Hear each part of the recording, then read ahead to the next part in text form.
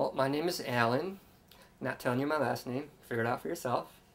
I grew up in Michigan, really small town in Michigan. Literally only had one stoplight when I was young. We had one stoplight. We had a McDonald's on one end of town, and 15 miles the other way we had like a Burger King.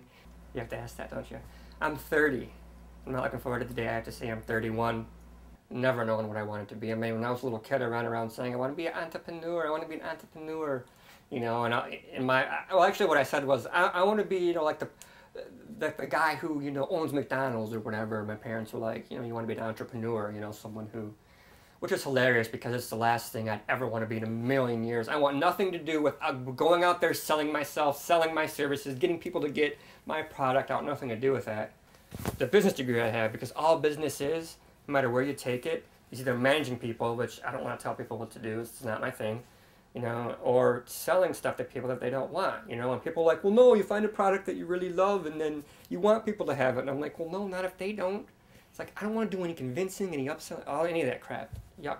I'm a really a ladies' man now because I'm not a guard, I'm a private security officer.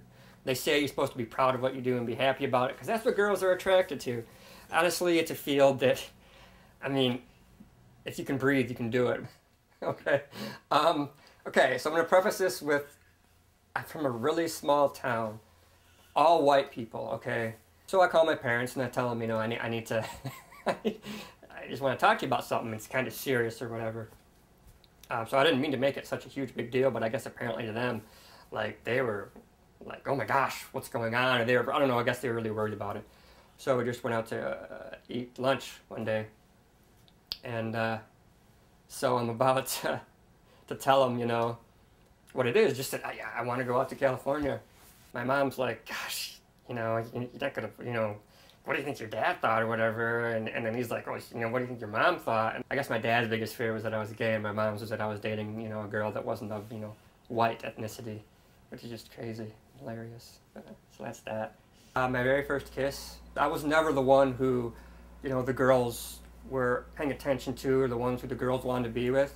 And this one night, there was a whole group of people I knew, some I didn't. And this girl, for whatever reason, she was just, you know, into me and talking to me or whatever. She's like, you know, we could kiss. And like, I thought that's all it took. Honestly, I don't remember her name. Never saw her again. That was just a great memory. Like one of the first times that like I was totally the person that out of all the people, for whatever reason, I was completely being myself. But the girl was really into me that night. So that was awesome.